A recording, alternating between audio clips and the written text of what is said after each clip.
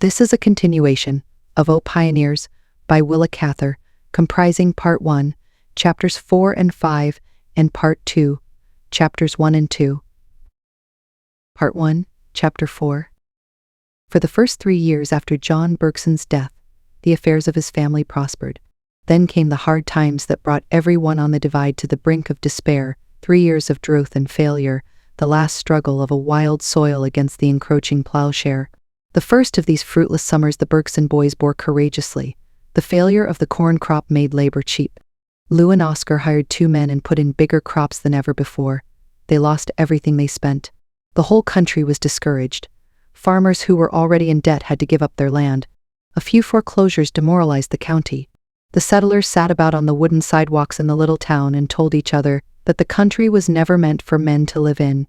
The thing to do was to get back to Iowa, to Illinois, to any place that had been proved habitable. The Bergson boys certainly would have been happier with their Uncle Otto in the bakery shop in Chicago. Like most of their neighbors, they were meant to follow in paths already marked out for them, not to break trails in a new country. A steady job, a few holidays, nothing to think about, and they would have been very happy. It was no fault of theirs that they had been dragged into the wilderness when they were little boys. A pioneer should have imagination, should be able to enjoy the idea of things more than the things themselves. The second of these barren summers was passing. One September afternoon, Alexandra had gone over to the garden across the draw to dig sweet potatoes. They had been thriving upon the weather that was fatal to everything else. But when Carl Lindstrom came up the garden rows to find her, she was not working. She was standing lost in thought, leaning upon her pitchfork, her sunbonnet lying beside her on the ground. The dry garden patch smelled of drying vines and was strewn with yellow seed cucumbers and pumpkins and citrons. At one end, next the rhubarb, grew feathery asparagus with red berries. Down the middle of the garden was a row of gooseberry and currant bushes. A few tough zinnias and marigolds and a row of scarlet sage bore witness to the buckets of water that Mrs. Bergson had carried there after sundown, against the prohibition of her sons. Carl came quietly and slowly up the garden path, looking intently at Alexandra. She did not hear him. She was standing perfectly still with that serious ease so characteristic of her. Her thick, reddish braids twisted about her head, fairly burned in the sunlight. The air was cool enough to make the warm sun pleasant on one's back and shoulders, and so clear that the eye could follow a hawk up and up, into the blazing blue depths of the sky. Even Carl, never a very cheerful boy, and considerably darkened by these last 2 bitter years, loved the country on days like this, felt something strong and young and wild come out of it, that laughed at care. "Alexandra," he said as he approached her, "I want to talk to you. Let's sit down by the gooseberry bushes." He picked up her sack of potatoes and they crossed the garden. "Boys gone to town?" he asked as he sank down on the warm, sun-baked earth. "Well, we have made up our minds at last, Alexandra. We are really going away." She looked at him as if she were a little frightened. "Really, Carl? Is it settled?" "Yes, Father has heard from St. Louis, and they will give him back his old job in the cigar factory. He must be there by the 1st of November. They are taking on new men then. We will sell the place for whatever we can get, and auction the stock. We haven't enough to ship. I am going to learn engraving with a German engraver there, and then try to get work in Chicago." Alexandra's hands dropped in her lap. Her eyes became dreamy and filled with tears. Carl's sensitive lower lip trembled. He scratched in the soft earth beside him with a stick. "That's all I hate about it. Alexandra," he said slowly, "you've stood by us through so much and helped Father out so many times, and now it seems as if we were running off and leaving you to face the worst of it. But it isn't as if we could really ever be of any help to you. We are only one more drag, one more thing you look out for and feel responsible for. Father was never meant for a farmer, you know that. And I hate it. We'd only get in deeper and deeper." Yes, Carl, I know. You are wasting your life here. You are able to do much better things. You are nearly 19 now, and I wouldn't have you stay. I've always hoped you would get away. But I can't help feeling scared when I think how I will miss you more than you will ever know." She brushed the tears from her cheeks, not trying to hide them. "But, Alexandra," he said sadly and wistfully, "I've never been any real help to you, beyond sometimes trying to keep the boys in a good humor." Alexandra smiled and shook her head. "Oh, it's not that. Nothing like that. It's by understanding me and the boys and Mother that you've helped me. I expect that is the only way one person ever really can help another. I think you are about the only one that ever helped me. Somehow it will take more courage to bear your going than everything that has happened before." Carl looked at the ground. "You see, we've all depended so on you," he said, "even Father." He makes me laugh. When anything comes up, he always says, "I wonder what the Bergsons are going to do about that. I guess I'll go and ask her." I'll never forget that time when we first came here, and our horse had the colic, and I ran over to your place. Your father was away, and you came home with me and showed Father how to let the wind out of the horse. You were only a little girl then, but you knew ever so much more about farm work than poor Father. You remember how homesick I used to get, and what long talks we used to have coming from school. We've some way always felt alike about things. Yes, that's it, we've liked the same things and we've liked them together without anybody else knowing. And we've had good times hunting for Christmas trees and going for ducks and making our plum wine together every year. We've never either of us had any other close friend. And now Alexandra wiped her eyes with the corner of her apron. "And now I must remember that you are going where you will have many friends and will find the work you were meant to do. But you'll write to me, Carl? That will mean a great deal to me here." "I'll write as long as I live," cried the boy impetuously. "And I'll be working for you as much as for myself, Alexandra. I want to do something you'll like and be proud of. I'm a fool here, but I know I can do something." He sat up and frowned at the red grass. Alexandra sighed. How discouraged the boys will be when they hear. They always come home from town discouraged anyway. So many people are trying to leave the country, and they talk to our boys and make them low-spirited. I'm afraid they are beginning to feel hard toward me because I won't listen to any talk about going. Sometimes I feel like I'm getting tired of standing up for this country. I won't tell the boys yet, if you'd rather not. Oh, I'll tell them myself, tonight, when they come home. They'll be talking wild, anyway, and no good comes of keeping bad news. It's all harder on them than it is on me. Lou wants to get married, poor boy, and he can't until times are better. See, there goes the sun, Carl. I must be getting back. Mother will want her potatoes. It's chilly already the moment the light goes. Alexandra rose and looked about. A golden afterglow throbbed in the west, but the country already looked empty and mournful. A dark moving mass came over the western hill. The Lee boy was bringing in the herd from the other half section. Emil ran from the windmill to open the coral gate. From the log house on the little rise across the draw, the smoke was curling. The cattle lowed and bellowed. In the sky, the pale half-moon was slowly silvering. Alexandra and Carl walked together down the potato rows. "I have to keep telling myself what is going to happen," she said softly. "Since you have been here 10 years now, I have never really been lonely, but I can remember what it was like before. Now I shall have nobody but Emil, but he is my boy, and he is tender-hearted." That night, when the boys were called to supper, they sat down moodily. They had worn their coats to town, but they ate in their striped shirts and suspenders. They were grown men now, and, as Alexandra said, for the last few years they had been growing more and more like themselves. Lou was still the slighter of the two, the quicker and more intelligent, but apt to go off at half-cock. He had a lively blue eye, a thin, fair skin, always burned red to the neckband of his shirt in summer, stiff, yellow hair that would not lie down on his head, and a bristly little yellow mustache, of which he was very proud. Oscar could not grow a mustache. His pale face was as bare as an egg, and his white eyebrows gave it an empty look. He was a man of powerful body and unusual endurance, the sort of man you could attach to a corn sheller as you would an engine. He would turn it all day, without hurrying, without slowing down. But he was as indolent of mind as he was unsparing of his body. His love of routine amounted to a vice. He worked like an insect, always doing the same thing over in the same way, regardless of whether it was best or no. He felt that there was a sovereign virtue in mere bodily toil, and he rather liked to do things in the hardest way. If a field had once been in corn, he couldn't bear to put it into wheat. He liked to begin his corn planting at the same time every year, whether the season were backward or forward. He seemed to feel that by his own irreproachable regularity he would clear himself of blame and reprove the weather. When the wheat crop failed, he threshed the straw at a dead loss to demonstrate how little grain there was, and thus prove his case against Providence. Lou, on the other hand, was fussy and flighty, always planned to get through 2 days' work in one, and often got only the least important things done. He liked to keep the place up, but he never got round to doing odd jobs until he had to neglect more pressing work to attend to them. In the middle of the wheat harvest, when the grain was overripe, and every hand was needed. He would stop to mend fences, or to patch the harness, then dash down to the field and overwork, and be laid up in bed for a week. The two boys balanced each other, and they pulled well together. They had been good friends since they were children. One seldom went anywhere, even to town, without the other. Tonight, after they sat down to supper, Oscar kept looking at Lou, as if he expected him to say something, and Lou blinked his eyes and frowned at his plate. It was Alexandra herself who at last opened the discussion. "The Lindstroms," she said calmly as she put another plate of hot biscuit on the table, "are going back to St. Louis. The old man is going to work in the cigar factory again." At this, Lou plunged in. "You see, Alexandra, everybody who can crawl out is going away.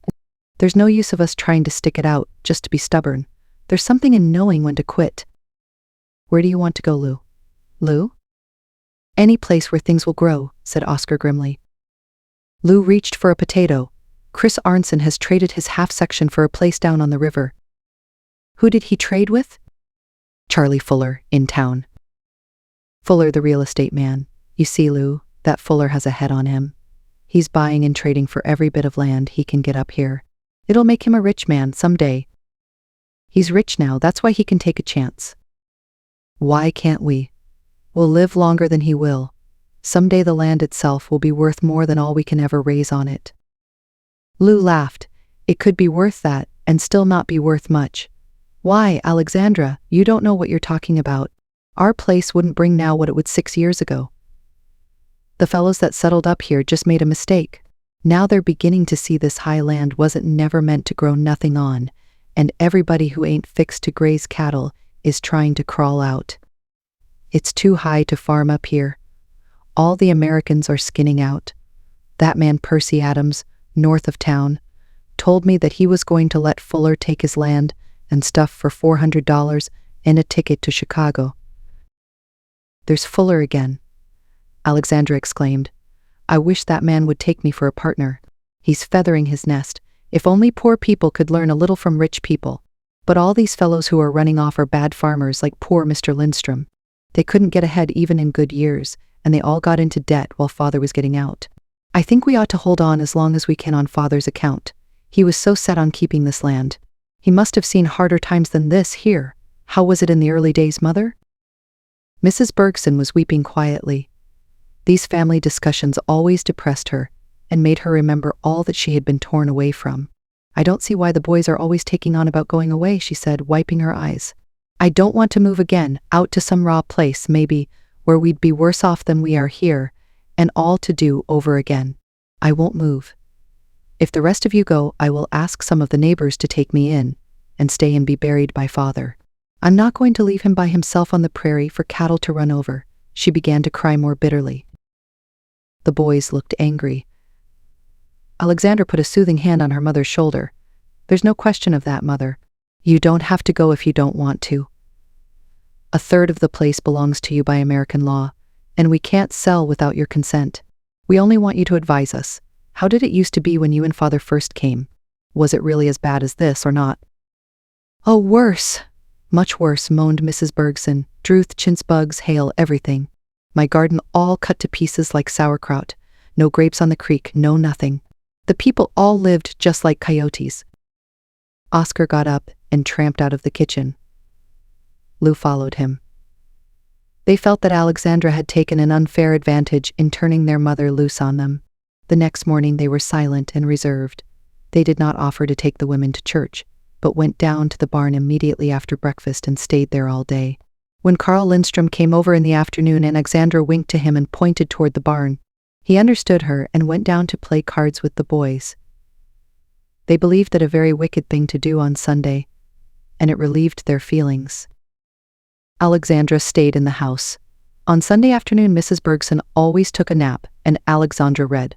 During the week she read only the newspaper, but on Sunday, and in the long evenings of winter, she read a good deal, read a few things over a great many times.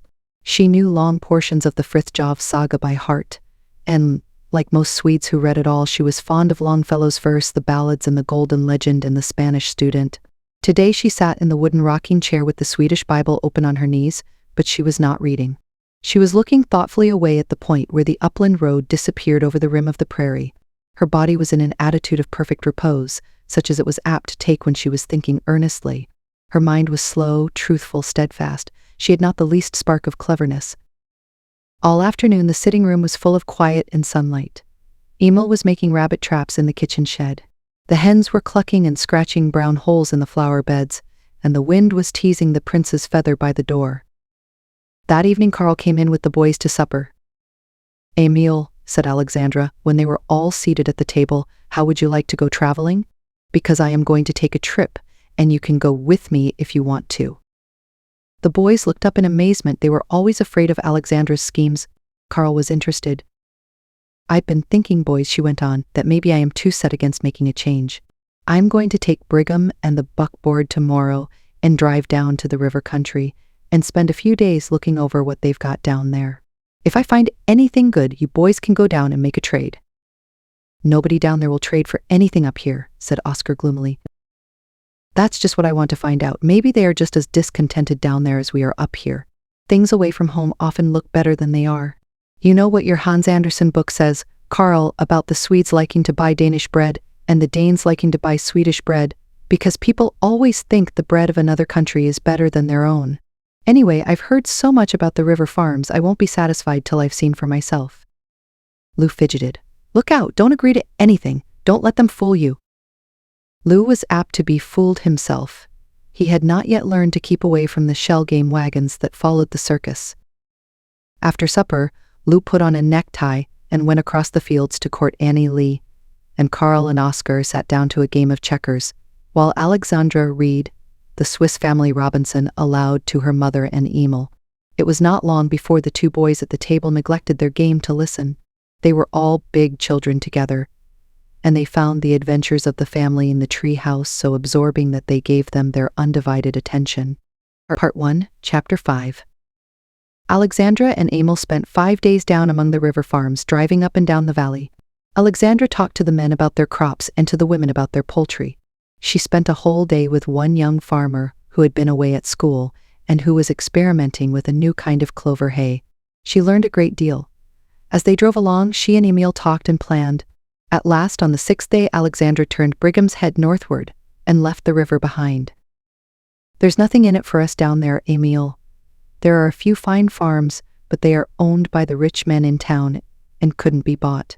Most of the land is rough and hilly. They can always scrape along down there, but they can never do anything big. Down there they have a little certainty, but up with us there is a big chance. We must have faith in the high land. Emil, I want to hold on harder than ever, and when you're a man you'll thank me." She urged Brigham forward.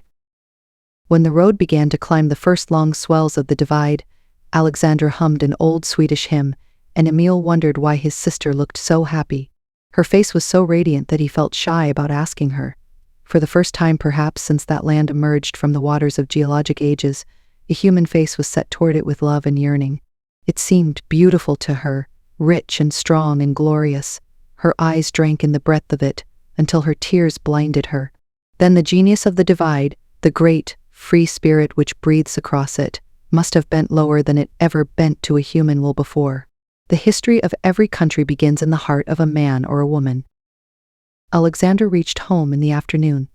That evening she held a family council and told her brothers all that she had seen and heard. "I want you boys to go down yourselves and look it over. Nothing will convince you like seeing with your own eyes. The river land was settled before this, and so they are a few years ahead of us and have learned more about farming. The land sells for 3 times as much as this, but in 5 years we will double it. The rich men down there own all the best land, and they are buying all they can get. The thing to do is to sell our cattle and what little old corn we have and buy the Lindstrom place. Then the next thing to do is to take out 2 loans on our half sections and buy Peter Crow's place, raise every dollar we can, and buy every acre we can." "Mortgage the homestead again?" Lou cried. He sprang up and began to wind the clock furiously. "I won't slave to pay off another mortgage. I'll never do it. You'd just as soon kill us all, Alexandra, to carry out some scheme." Oscar rubbed his high, pale forehead. "How do you propose to pay off your mortgages?" Alexandra looked from one to the other and bit her lip. They had never seen her so nervous. "See here," she brought out at last, "we borrow the money for 6 years. Well, with the money we buy a half section from Lindstrom and a half from Crow, and a quarter from Struble maybe. That will give us upwards of 1,400 acres, won't it? You won't have to pay off your mortgages for 6 years. By that time, any of this land will be worth $30 an acre. It will be worth 50, but we'll say 30. Then you can sell a garden patch anywhere and pay off a debt of $1,600. It's not the principal I'm worried about, it's the interest and taxes. We'll have to strain to meet the payments. But as sure as we are sitting here tonight, we can sit down here 10 years from now independent landowners, not struggling farmers any longer. The chance that Father was always looking for has come. Lou was pacing the floor. But how do you know that land is going to go up enough to pay the mortgages and make us rich besides? Alexandra put in firmly. I can't explain that, Lou. You'll have to take my word for it. I know, that's all. When you drive about over the country, you can feel it coming.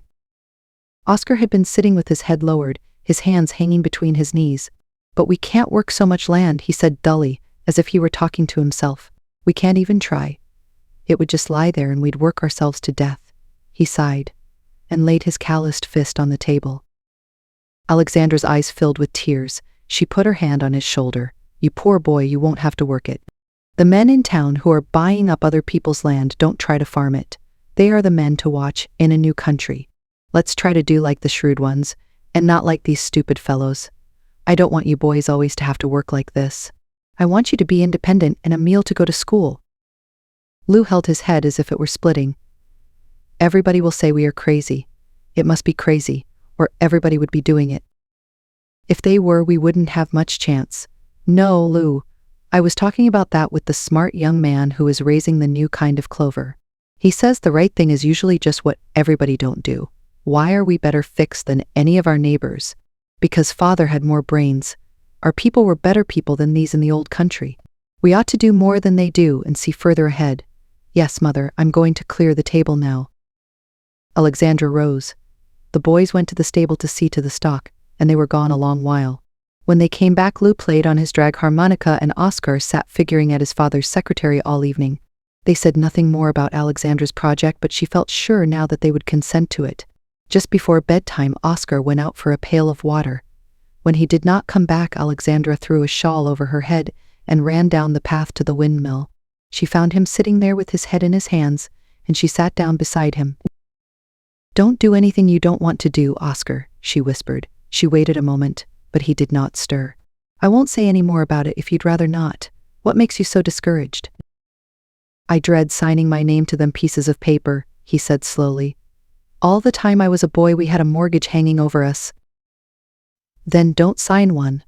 I don't want you to if you feel that way. Oscar shook his head.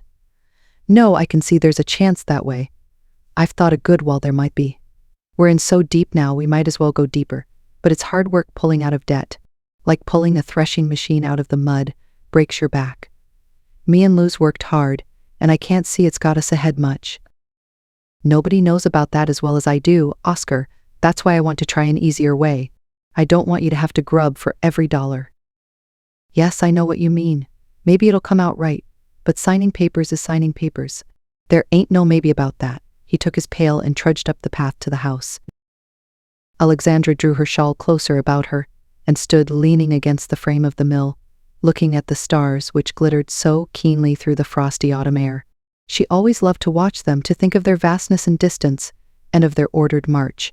It fortified her to reflect upon the great operations of nature, and when she thought of the law that lay behind them, she felt a sense of personal security. That night she had a new consciousness of the country, felt almost a new relation to it. Even her talk with the boys had not taken away the feeling that had overwhelmed her when she drove back to the divide that afternoon. She had never known before how much the country meant to her. The chirping of the insects down in the long grass had been like the sweetest music. She had felt as if her heart were hiding down there, somewhere, with the quail and the plover, and all the little wild things that crooned or buzzed in the sun. Under the long shaggy ridges she felt the future stirring. Part 2. Neighboring Fields. Part 2, Chapter 1. It is 16 years since John Bergson died. His wife now lies beside him, and the white shaft that marks their graves gleams across the wheat fields. Could he rise from beneath it, he would not know the country under which he has been asleep. The shaggy coat of the prairie which they lifted to make him a bed has vanished forever. From the Norwegian graveyard one looks out over a vast checkerboard, marked off in squares of wheat and corn, light and dark, dark and light. Telephone wires hum along the white roads which always run at right angles. From the graveyard gate one can count a dozen gaily painted farmhouses. The gilded weather vanes on the big red barns wink at each other across the green and brown and yellow fields. The light steel windmills tremble throughout their frames and tug at their moorings as they vibrate in the wind that often blows from one week's end to another across that high, active, resolute stretch of country. The divide is now thickly populated. The rich soil yields heavy harvests. The dry, bracing climate and the smoothness of the land make labor easy for men and beasts. There are few scenes more gratifying than a spring plowing in that country, where the furrows of a single field often lie a mile in length, and the brown earth, with such a strong, clean smell, and such a power of growth and fertility in it, yields itself eagerly to the plow, rolls away from the shear, not even dimming the brightness of the metal, with a soft, deep sigh of happiness. The wheat cutting sometimes goes on all night as well as all day, and in good seasons there are scarcely men and horses enough to do the harvesting. The grain is so heavy that it bends toward the blade and cuts like velvet. There is something frank and joyous and young in the open face of the country. It gives itself ungrudgingly to the moods of the season, holding nothing back. Like the plains of Lombardy, it seems to rise a little to meet the sun. The air and the earth are curiously mated and intermingled, as if the one were the breath of the other. You feel in the atmosphere the same tonic, puissant quality that is in the tilth, the same strength and resoluteness. One June morning a young man stood at the gate of the Norwegian graveyard, sharpening his scythe in strokes unconsciously timed to the tune he was whistling. He wore a flannel cap and duck trousers, and the sleeves of his white flannel shirt were rolled back to the elbow. When he was satisfied with the edge of his blade, he slipped the whetstone into his hip pocket and began to swing his scythe, still whistling, but softly, out of respect to the quiet folk about him. Unconscious respect, probably, for he seemed intent upon his own thoughts, and, like the gladiators, they were far away. He was a splendid figure of a boy, tall and straight as a young pine tree, with a handsome head and stormy gray eyes, deeply set under a serious brow. The space between his two front teeth, which were unusually far apart, gave him the proficiency in whistling for which he was distinguished at college. He also played the cornet in the university band. When the grass required his close attention, or when he had to stoop to cut about a headstone, he paused in his lively air, the jewel song, taking it up where he had left it, when his scythe swung free again. He was not thinking about the tired pioneers over whom his blade glittered. The old wild country, the struggle in which his sister was destined to succeed while so many men broke their hearts and died, he can scarcely remember. That is all among the dim things of childhood and has been forgotten in the brighter pattern life weaves today, in the bright facts of being captain of the track team and holding the interstate record for the high jump, in the all-suffusing brightness of being 21. Yet sometimes, in the pauses of his work, the young man frowned and looked at the ground with an intentness which suggested that even 21 might have its problems. When he had been mowing the better part of an hour, he heard the rattle of a light cart on the road behind him. Supposing that it was his sister coming back from one of her farms, he kept on with his work. The cart stopped at the gate, and a merry contralto voice called, almost through, "Emile?" He dropped his scythe and went toward the fence, wiping his face and neck with his handkerchief. In the cart sat a young woman who wore driving gauntlets and a wide shade hat, trimmed with red poppies. Her face, too, was rather like a poppy, round and brown, with rich color in her cheeks and lips, and her dancing yellow-brown eyes bubbled with gaiety. The wind was flapping her big hat and teasing a curl of her chestnut-colored hair. She shook her head at the tall youth. "What time did you get over here?" "That's not much of a job for an athlete. Here I've been to town and back. Alexandra lets you sleep late." "Oh, I know. Lou's wife was telling me about the way she spoils you. I was going to give you a lift if you were done." She gathered up her reins. "But I will be, in a minute. Please wait for me, Marie," Emile coaxed. "Alexandra sent me to mow our lot, but I've done half a dozen others, you see. Just wait till I finish off the cordness. By the way, they were Bohemians. Why aren't they up in the Catholic graveyard?" "Free thinkers," replied the young woman laconically. "Lots of the Bohemian boys at the university are," said Emile, taking up his scythe again. "What did you ever burn John Huss for, anyway? It's made an awful row." They still jaw about it in history classes. "We do it right over again, most of us," said the young woman hotly. "Don't they ever teach you in your history classes that you'd all be heathen Turks if it hadn't been for the Bohemians?" Emil had fallen to mowing.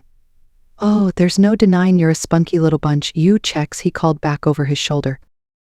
Marie Shabata settled herself in her seat and watched the rhythmical movement of the young man's long arms, swinging her foot as if in time to some air that was going through her mind. The minutes passed. Emil mowed vigorously and Marie sat sunning herself and watching the long grass fall. She sat with the ease that belongs to persons of an essentially happy nature, who can find a comfortable spot almost anywhere, who are supple and quick in adapting themselves to circumstances. After a final swish, Emil snapped the gate and sprang into the cart, holding his scythe well out over the wheel. "There," he sighed. "I gave old man Lee a cut or so too. Lou's wife needn't talk. I never see Lou's scythe over here." Marie clucked to her horse. "Oh, you know Annie." She looked at the young man's bare arms. "How brown you've got since you came home. I wish I had an athlete to mow my orchard. I get wet to my knees when I go down to pick cherries." "You can have one any time you want him. Better wait until after it rains." Emil squinted off at the horizon as if he were looking for clouds. "Will you? Oh, there's a good boy." She turned her head to him with a quick, bright smile. He felt it rather than saw it. Indeed, he had looked away with the purpose of not seeing it. "I've been up looking at Angelique's wedding clothes," Marie went on, "and I'm so excited I can hardly wait until Sunday. Amédée will be a handsome bridegroom. Is anybody but you going to stand up with him? Well, then it will be a handsome wedding party." She made a droll face at Emil, who flushed. "Frank," Marie continued, flicking her horse, "is cranky at me because I loaned his saddle to Jan Smirka, and I'm terribly afraid he won't take me to the dance in the evening. Maybe the supper will tempt him. All Angelique's folks are baking for it, and all Amédée's 20 cousins. There will be barrels of beer. If once I get Frank to the supper, I'll see that I stay for the dance. And by the way, Emil, you mustn't dance with me but once or twice. You must dance with all the French girls. It hurts their feelings if you don't. They think you're proud because you've been away to school or something." Emil sniffed. "How do you know they think that?" "Well, you didn't dance with them much at Raoul Marcel's party, and I could tell how they took it by the way they looked at you and at me." "All right," said Emil shortly, studying the glittering blade of his scythe. They drove westward toward Norway Creek and toward a big white house that stood on a hill, several miles across the fields. There were so many sheds and outbuildings grouped about it that the place looked not unlike a tiny village. A stranger, approaching it, could not help noticing the beauty and fruitfulness of the outlying fields. There was something individual about the great farm, a most unusual trimness and care for detail. On either side of the road, for a mile before you reached the foot of the hill, stood tall as orange hedges, their glossy green marking off the yellow fields. South of the hill, in a low, sheltered swale, surrounded by a mulberry hedge, was the orchard, its fruit trees knee-deep in timothy grass. Anyone thereabouts would have told you that this was one of the richest farms on the divide, and that the farmer was a woman, Alexandra Bergson. If you go up the hill and enter Alexandra's big house, you will find that it is curiously unfinished and uneven in comfort. One room is papered, carpeted, over-furnished, the next is almost bare. The pleasantest rooms in the house are the kitchen, where Alexandra's 3 young Swedish girls chatter and cook and pickle and preserve all summer long, and the sitting room, in which Alexandra has brought together the old homely furniture that the Bergsons used in their first log house, the family portraits, and the few things her mother brought from Sweden. When you go out of the house into the flower garden, there you feel again the order and fine arrangement manifest all over the great farm, in the fencing and hedging, in the windbreaks and sheds, in the symmetrical pasture ponds, planted with scrub willows to give shade to the cattle in fly time. There is even a white row of beehives in the orchard, under the walnut trees. You feel that properly, Alexandra's house is the big out of doors, and that it is in the soil that she expresses herself best. Part 2, Chapter 2. Emil reached home a little past noon, and when he went into the kitchen, Alexandra was already seated at the head of the long table, having dinner with her men, as she always did unless there were visitors. He slipped into his empty place at his sister's right. The 3 pretty young Swedish girls who did Alexandra's housework were cutting pies, refilling coffee cups, placing platters of bread and meat, and potatoes upon the red tablecloth, and continually getting in each other's way between the table and the stove. To be sure, they always wasted a good deal of time getting in each other's way, and giggling at each other's mistakes. But, as Alexandra had pointedly told her sisters-in-law, it was to hear them giggle that she kept 3 young things in her kitchen, the work she could do herself, if it were necessary. These girls, with their long letters from home, their finery, and their love affairs, afforded her a great deal of entertainment, and they were company for her when Emil was away at school. Of the youngest girl, Signa, who has a pretty figure, mottled pink cheeks, and yellow hair, Alexandra is very fond, though she keeps a sharp eye upon her. Signa is apt to be skittish at mealtime when the men are about, and to spill the coffee or upset the cream. It is supposed that Nels Jensen, one of the 6 men at the dinner table, is courting Signa, though he has been so careful not to commit himself that no one in the house, least of all Signa, can tell just how far the matter has progressed. Nels watches her glumly as she waits upon the table, and in the evening he sits on a bench behind the stove with his drag harmonica, playing mournful airs and watching her as she goes about her work. When Alexandra asked Signa whether she thought Nels was in earnest, the poor child hid her hands under her apron and murmured, "I don't know, ma'am. But he scolds me about everything, like as if he wanted to have me." At Alexandra's left sat a very old man, barefoot and wearing a long blue blouse, open at the neck. His shaggy head is scarcely whiter than it was 16 years ago, but his little blue eyes have become pale and watery, and his ruddy face is withered, like an apple that has clung all winter to the tree. When Ivar lost his land through mismanagement a dozen years ago, Alexandra took him in, and he has been a member of her household ever since. He is too old to work in the fields, but he hitches and unhitches the work teams and looks after the health of the stock. Sometimes of a winter evening Alexandra calls him into the sitting room to read the Bible aloud to her, for he still reads very well. He dislikes human habitations, so Alexandra has fitted him up a room in the barn, where he is very comfortable, being near the horses and, as he says, further from temptations. No one has ever found out what his temptations are.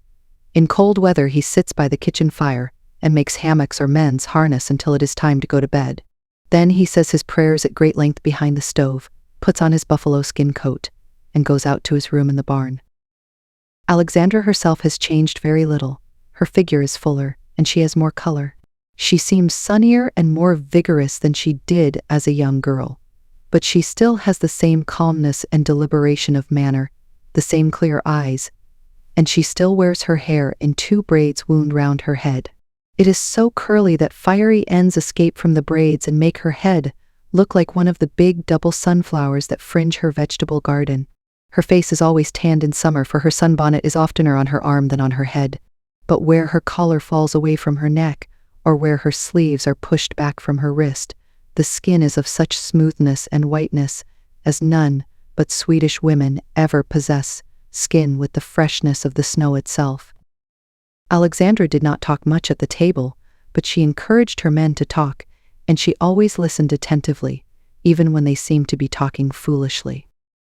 Today Barney Flynn, the big red-headed Irishman who had been with Alexandra for 5 years, and who was actually her foreman, though he had no such title, was grumbling about the new silo she had put up that spring. It happened to be the first silo on the divide, and Alexandra's neighbors and her men were skeptical about it. To be sure, if the thing don't work, we'll have plenty of feed without it, indeed, Barney conceded. Nels Jensen, Signa's gloomy suitor, had his word. Lou, he says he wouldn't have no silo on his place if you'd give it to him. He says the feed out and it gives the stock the bloat. He heard of somebody lost 4 head of horses, feeding him that stuff. Alexandra looked down the table from one to another. Well, the only way we can find out is to try. Lou and I have different notions about feeding stock, and that's a good thing. It's bad if all the members of a family think alike. They never get anywhere. Lou can learn by my mistakes and I can learn by his. Isn't that fair, Barney? The Irishman laughed. He had no love for Lou, who was always uppish with him and who said that Alexandra paid her hands too much. I've no thought but to give the thing an honest try, Mum. Tea would be only right, after putting so much expense into it. Maybe Emil will come out and have a look at it wid me. He pushed back his chair, took his hat from the nail, and marched out with Emil, who, with his university ideas, was supposed to have instigated the silo. The other hands followed them, all except old Ivar. He had been depressed throughout the meal, and had paid no heed to the talk of the men, even when they mentioned cornstalk bloat, upon which he was sure to have opinions. "Did you want to speak to me, Ivar?" Alexandra asked as she rose from the table. "Come into the sitting room." The old man followed Alexandra, but when she motioned him to a chair, he shook his head. She took up her work-basket and waited for him to speak. He stood looking at the carpet, his bushy head bowed, his hands clasped in front of him. Ivar's bandy legs seemed to have grown shorter with years, and they were completely misfitted to his broad, thick body and heavy shoulders. "Well, Ivar, what is it?" Alexandra asked after she had waited longer than usual. Ivar had never learned to speak English, and his Norwegian was quaint and grave, like the speech of the more old-fashioned people. He always addressed Alexandra in terms of the deepest respect, hoping to set a good example to the kitchen girls, whom he thought too familiar in their manners.